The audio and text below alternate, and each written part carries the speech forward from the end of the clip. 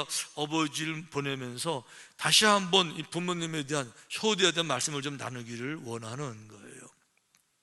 그러면서 이 설교하려고 하는 것보다도 성경에서 하나님께서 우리에게 어떤 마음을 갖기를 원하시는가, 그런 점에서 제가 이렇게 묵상하면서 저 스스로도 이번에 이전에 알지 못했던 또 다른 개념에 대해서 제가 이렇게 받아본 은혜가 있어서 나누기를 원하는데요.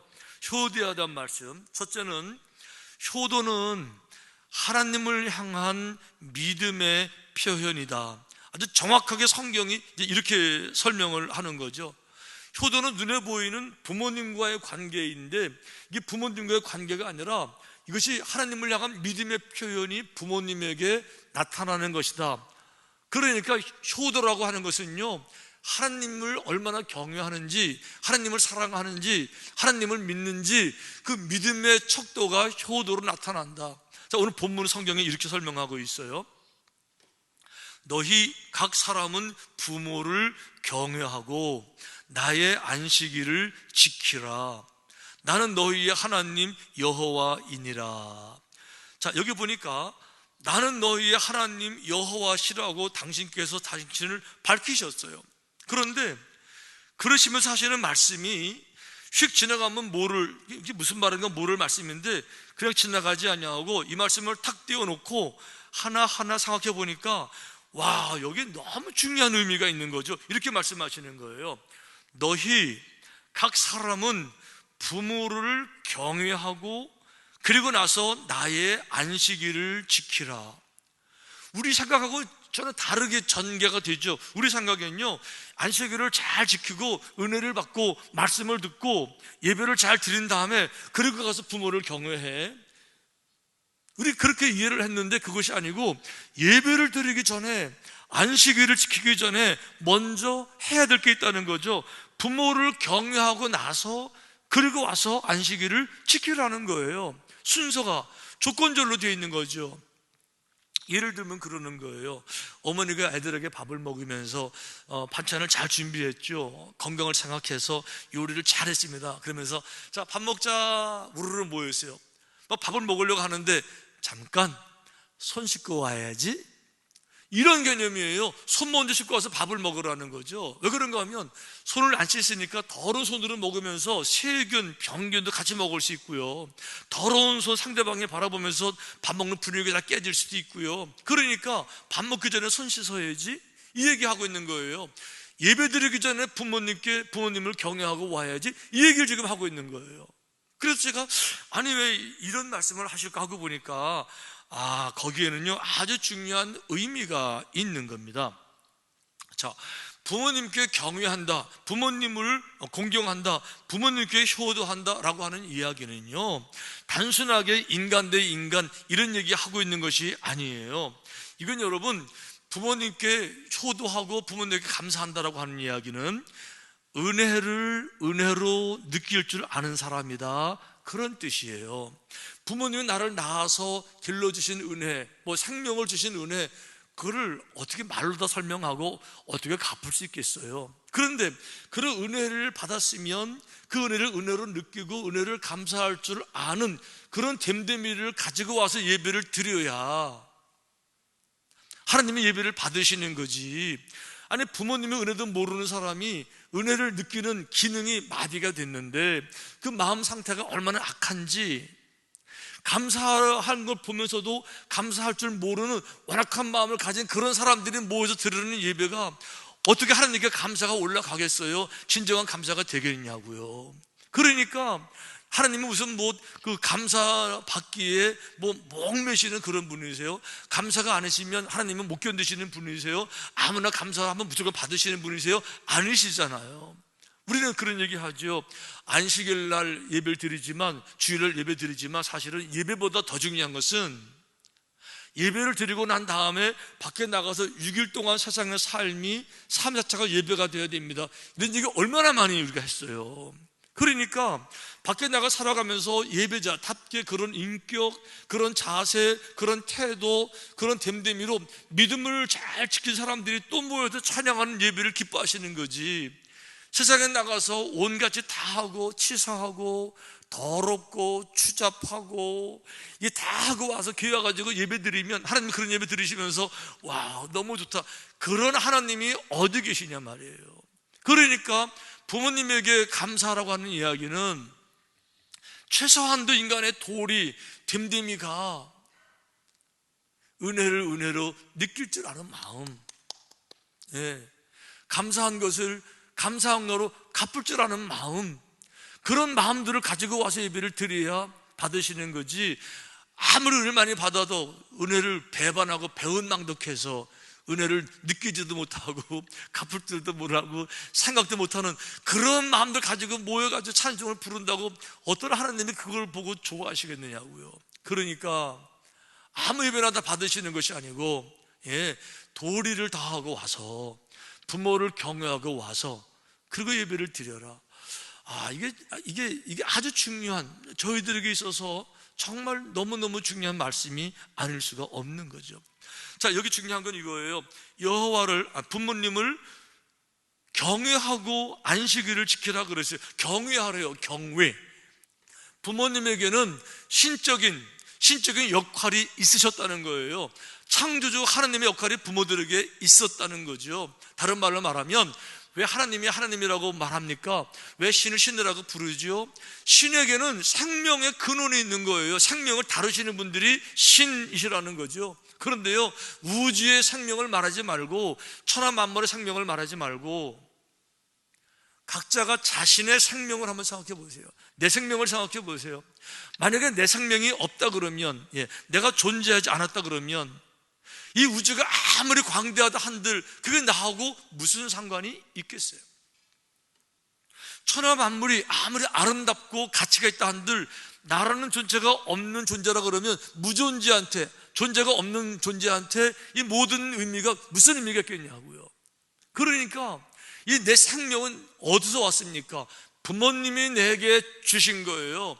내 생명은요, 부모님의 허리가 내 본분이었었어요. 그러니까 우리 각자 개개인에게는요, 부모님은 신은 아니지만 내게 생명을 준, 생명을, 나로 정체성, 자라고 하는, 인생이라고 하는 것을 선물로 준, 우리가 10만 원짜리 선물을 받아도 감사하고요, 20만 원짜리 받아도 감사하지만 이거는 200만 원, 2천만 원이 아니라 돈으로 환산할 수 없는 어마어마한 생명 자체를 부모로부터 받았기 때문에, 그래서 이 세계를 깨달아는 사람들이 갚을 수 없는 은혜라고 부모님 은혜를 설명하고 있는 거예요.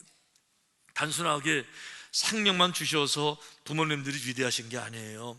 부모님들에게는 정말 범접할 수 없는, 흉내낼 수 없는 독특한 부모의 사랑을 가지고 계시기 때문에, 그래서 모든 자녀들에게 그 부모의 사랑에 대해서 정말 깊이 느끼고 감사하라고 이런 말씀 주시는 거죠. 미국에서 그 미국을 횡단하는 그런 기차에 한 젊은이가 타고 있었는데요, 그 모습이 너무 초췌하고 옷도 너무 남루하고 거기다가 표정이요, 긴장해서 어쩔 줄을 몰라요. 앞에 앉은 신사분이 너무 안타까워서 어디 아프세요? 괜찮다고. 도와드릴까요? 괜찮다고. 그게 안 괜찮아요. 그래서 자꾸 물어보니까 망설이다가 청년이 그런 얘기를 해요. 사실은 앞으로 몇 정거장 더 가게 되면 우리 어머니 집, 내가 자라난 고향, 우리 집이 거기 있습니다.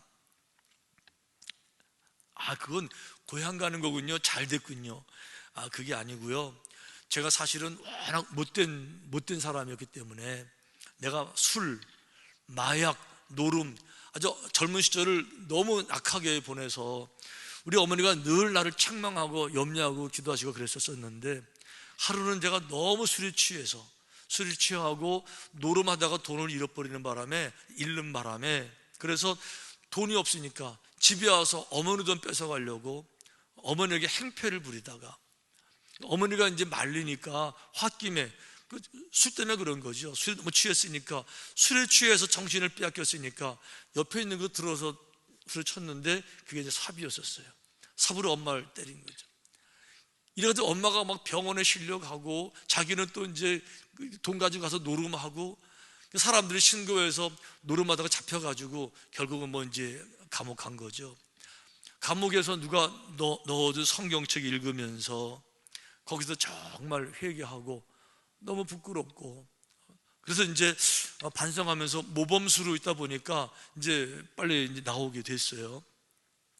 자, 내가 나가게 되면 어머니를 찾아가야 되는데, 어머니 뵙고 용서를 구하고 사죄를 해야 되는데 그냥 갈 용기가 없으니까 한 통의 편지를 씁니다. 어머니, 제가 언제 우리 그 집 앞에 그 열차 타고 내가 가게 될 텐데 차마 입이 안 떨어지지만 너무 죄송하고 용서를 구하고 싶은데 어머니 저를 용서해 주시면 집에 가서 어머니 얼굴 뵙고 제가 용서를 구하고 싶습니다. 그러니까 저를 용서해 주시는 마음이 있으시면 우리 집에 기르던 과수원에다가 노란 수건 하나 걸어주시면 제가 그 수건 보고 날 용서해 주시는 거로구나 이렇게 알고 제가 내려서 집에 갈 것이고요. 어머니 용서 안 되실 텐데 제가 괜찮으니까 허락하지 않으시면, 수건 걸지 않으시면 제가 잘못한 거니까 어디 가서 평생 숨어서 속죄하면서 살겠습니다. 이런 편지를 어머님에게 드렸는데 이제 조금만 더 가면 과수원 나오니까 제가 이렇게 초조했던 모양입니다. 이 이야기를 이제 신사분과 함께 그 주변에 사람이 다 들었어요. 그리고 이제 다 들은 얘기가 전달 그 열차 객실에 다 이제 퍼지게 됐는데 이제 점점 어머니 집에 가까워오고 이제 산모퉁을 돌게 되면 과수로 나타나게 되는데 다들 긴장해서 창밖을 바라보고 있다가 모퉁이를 딱 돌아가는 순간에 갑자기 열차 안에서 환호성이 막 박수가 막 모자가 막 하늘 던져지면서 와 하고 보니까 노란 수건이 하나만 있는 게 아니고 그 과수원에 가지마다 노란 수건은 수백 개가 잔뜩 걸려 있는 거예요. 이렇게 혹시 어머니가 노란 수건 몇 개 걸었다가 아들 못 보고 지나칠까 봐 밤새 수건 만들어서 그 나무에 걸어놓은 거죠. 이게 좀 실화였었어요. 이 버전은 이제 전 세계로 퍼져나가면서 좀 됐지만 어쨌든 간에 사실이잖아요. 중요한 건 여러분, 어떤 어머니가 그런 상황에서 수건을 걸지 않겠어요? 여기 어머니 되신 분들 많이 계시는데 여러분들 같으면은 못된 놈의 자식 얼굴 안 볼 거야. 그리고 그냥 지나가게 하실 어머니가 한 명이나 계실까요? 한 분도 안 계실 거예요. 어떤 누가 그런 상황에서 자식이 자신의 잘못을 깨닫고 진심으로 뉘우치고 정말 통회하면서 어머니께 와서 용서를 구하겠다고 말하는데 안 된다고, 용서 안 된다고, 얼굴 안 본다, 이런 어머니가 어디 계시냐고요. 이게 부모님의 사랑이라는 거죠. 이게 어머니들의 마음이라는 거죠. 하나님이 그 사랑을 모르시냐고요. 하나님은 사랑이시라고 말씀하셨고 사랑을 모르면 하나님을 모르는 거라고 말씀하실 정도로 사랑을 아시는 하나님께서 부모들이 가진 그 사랑을 왜 모르세요? 다 뻔히 아시는데 자녀들이 그런 부모 사랑을 알지 못하고 은혜로 알지도 못하고 깨닫지도 못하면서 감사하지도 않으면서 예배 들어온다고요? 오지 말라는 거죠. 알지도 못하면서 은혜를 알지도 못하는 사람들 모여서 은혜를 느끼는 기능이 마비됐는데 십자가 은혜를 알기는 하겠어요? 예. 하늘의 해와 달과 별과 빛을 주시는 그 은혜를 알기는 하겠냐고요? 생명을 주시는 은혜를 알기는 하겠냐고요? 십자가 보혈의 은혜, 생명을 알기는 하겠어요? 모르잖아요. 모르는 사람들 모여가지고 예배 드린다고요? 하나님 뭐를 좋으시겠다고 와서 예배라고 하시겠어요? 그러니까 안식일을 지키라고 말씀하시기 전에 먼저 할 게 있다는 거죠. 뭐예요? 부모님을 경외하고. 아멘. 두 번째는 이거예요. 효도는 단순하게 부모님과의 관계가 아니고 축복을 받을 자격을 판단하는 하나님의 관점, 포인트가 된다는 거죠. 그러니까 효도하는 것을 바라보면서 이 사람을 내가 축복을 해줄까 말아야 될까 결정하는 하나님이 바라보시는 기준이 바로 효도라고 하는 거예요. 성경 말씀에 네 아버지와 어머니를 공경하라, 부모님을 효도하라는 거죠. 이것은 약속이 있는 첫 계명이니 그랬어요. 여기 중요한 단어가 약속이라는 계명입니다. 약속이에요. 약속의 모든 약속이 중요한 게 아니에요. 약속하는 사람의 신분이 중요한 거예요. 약속하는 그분의 명예가 중요하고 그분의 진실성이 중요하고 그분의 약속을 수용할 수 있는 능력이 있는가 없는가가 중요한 건데 누가 약속하시는 거냐? 전지전능하신 하나님이 직접 약속해 주신 말씀이에요. 그것도 그냥 약속이 아닙니다. 첫 번째, 첫 계명이 가장 중요한 첫 계명이에요. 우리 얼마 전에 그 선거했잖아요. 선거하면서 각 당 찍을 때 비례대표제라는 게 있잖아요. 그래서 그 각 당에서 뽑힌 사람 숫자대로 선거 안 해도 이렇게 지명해서 그 의원 될 수 있는 비례대표, 제일 중요한 분이 넘버원 1번에 뽑히는 거잖아요. 많은 의원이 있어도, 많은 계명이 있어도 하나님이 직접 하신 말씀, 첫 번째 계명이래요. 뭐에 대한 첫 번째 계명이냐? 이로써 내가 잘 되고, 잘 된다는 거죠. 잘 되고 장수하리라. 잘 된다는 것만큼은 저 축복이 없어요. 모든 것마다 형통이에요. 잘 되는 거예요. 얼마나 더 좋은 게 있겠어요? 잘 되는 거예요.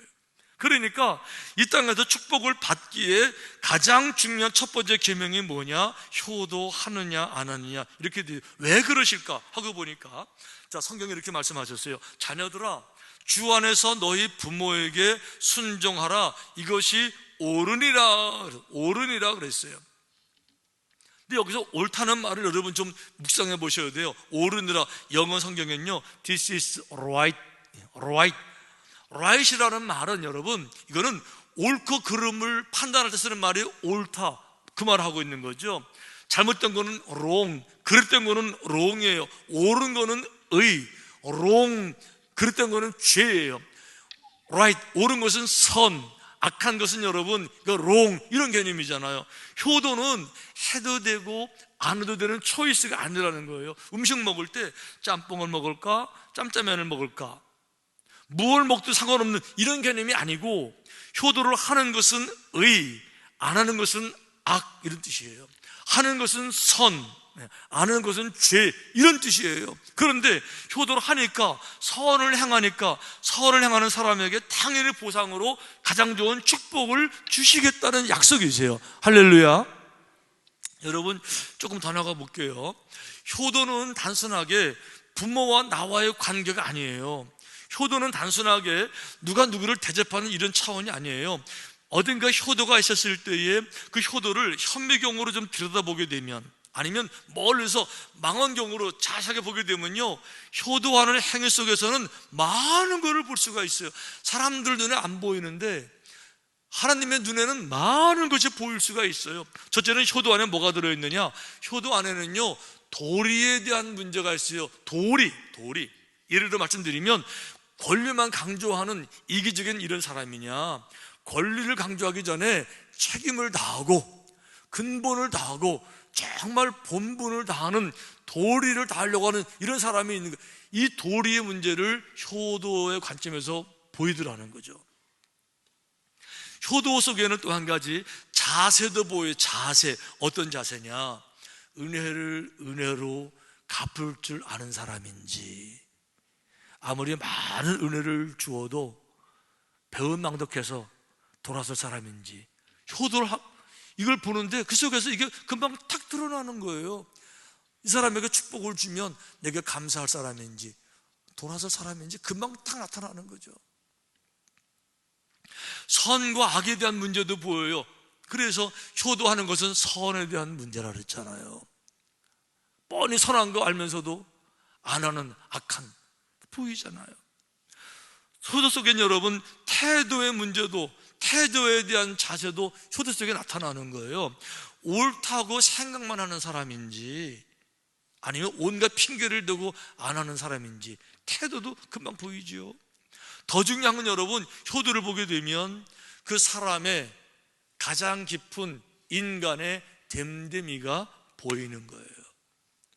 의를 추구하고 의로운 것을 중요하게 여기는 이런 됨됨이를 가진 사람인지, 의와 관계없이 그저 먹고 살면 되는 거고 편하면 되는 거고 이런 사람인지가 효도 속에 우리 눈은 안 보이는데 하나님 바라보실 때는 한 방에 그냥 퍽 보이는 거예요. 그래서 이런 모든 것을 다 뭉뚱그려서 한마디로 효도는 축복을 받을까 안 받을까, 효도는 축복을 받는 첫 번째 약속이라고 말씀을 해주고 계시는 거예요. 세 번째는 그거예요. 세 번째는요, 마지막 시대일수록 믿음을 지키기 어려워요. 즉 마지막 시대일수록 여러분 효도하기가 점점 어려워집니다. 효도한다는 것은 믿음을 지킨다, 그런 뜻이에요. 자, 왜 마지막 시대가 되게 되면 점점 더 어려운 시대가 될까? 과학이 발달하는데, 네, 학문이 발달되고 수많은 연구, 경험, 업적, 기계들 점점 더 좋아지는데 왜 점점 더 믿음을 지키기 어려울까? 왜 그런가 하면요, 점점 기계화되어지고 물질화되어지기 때문에 그래요. 성경에서는 우리 마지막 세대를 바라보면서 과학이 발달되면 인간이 행복해지고 점점 고상해진다 이렇게 말하지 않아요. 과학이 발달되고 말세가 될수록 점점 더 기계화되고 신본주의가 아니라 하나님을 멸시하는 시대가 될 것이며, 인본주의, 인간이 왕이 되는 시대가 될 것이며, 인간 마음속에 부패한 그 많은 죄성들이 다 드러나게 될 것이며, 말세로 갈수록 고통이 온다고 설명하고 있어. 이렇게 말했어요.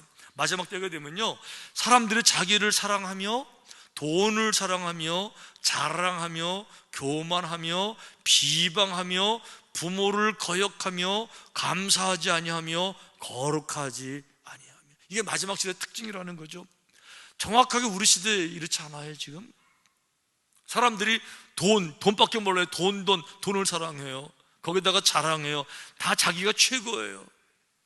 거기다가 남들을 비방해요. 내가 최고니까 다 사방에다 비방하고, 그러면서 부모에게 거역하는 시대. 마지막 시대가 될수록 그래서 진리 가운데 사는 사람들이 귀하고 거룩해지는 거죠. 왜 이렇게 부모를 거역하게 될까?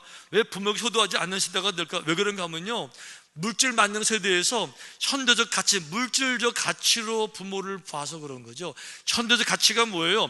어떤 것이 옳으냐 그르냐 따라서 행하는 것이 아니라, 선이냐 악이냐 따라 행하는 것이 아니라, 어떤 것이 내게 유익이냐 손해냐라는 가치로 바라보는 거잖아요. 이게 물질 만능이잖아요. 그러다 보니까 부모에게 효도하는 게 내가 유익이냐 손이냐 하고 따라 보니까 당장 엄청난 손해예요. 늘 그지, 부모님들 힘도 없죠. 병간호 해야죠. 찾아가서 뵈야 되죠. 얼마나 많은 시간을 써야 됩니까? 그러니까 얼마나 많은 시간이 필요해요. 손해라는 거죠. 안 하고 싶은 거예요. 더 중요한 거는 혼자 안 하는 것이 아니라, 형제가 10명인데 큰형이 안 하면 큰형도 안 하는데 내가 왜 해? 이렇게 나가는 거죠. 이제 큰형은 뭐 나만 아들이야? 둘째도 아들인데 이러면서 남들 안 하니까 나도 안 하는 거 당연한 줄 알고 아주 안 하는 걸로 결정하고 나가는 거잖아요. 남들 안 하는데 내가 왜 하냐는 거죠. 그런데요, 그거 아세요? 다른 거 말할 때는 그런 말 안 한다는 것. 다른 케이스는 남들 안 할 때 나 혼자 해도 그런 말 안 한다는 거. 예를 들어서 남들 굶을 때 나 혼자 먹으면 그런 얘기 안 해요. 다른 형제들 짜장면 먹을 때 내가 탕수육 먹으면요 그런 얘기 안 해요. 다 짜장 먹는데 왜 나만 탕수육 먹어 이런 얘기 안 하고 맛있게 먹어요. 다른 형제들보다 좋은 옷 입을 때 그런 얘기 안 해요. 꼭 거기다만 붙여가지고 왜 나만 해야 돼? 그러면서 안 하려고. 그래서 하나님께서는 정말 귀한 분들을 찾고 계세요. 어떤 사람들 축복할까 찾고 계시는 거예요. 축복을 받을 만한 사람들에게 주시기를 원하시는 거죠. 그래서 효도라는 개념은 단순히 부모와 나와의 문제가 아니라 내 됨됨이를 드러내는 것이고, 내 근본을 하나님께 보여드리는 것이고, 그래서 효도는 눈으로만 말로만 입술로만 하는 것이 아니라, 사랑을 말로만 사랑해요. 가난하던 부유하던 괴롭건 즐겁던 어떤 상황 가운데서도 마음을 다해서 정성을 다하는 것, 이게 사랑이고 이게 효도고, 그런 사람들을 찾고 있죠. 그러니까 중요한 거는 안식일을 지키고 나서 가서 부모를 경외하라 이게 아니고, 순서로 부모를 경외하고 부모 경외를 먼저 하고, 그게 본분이니까, 그게 도리니까, 그리고 나한테 와서 예배를 드려라. 할렐루야. 예, 주님이 주시는 특별한 음성이십니다.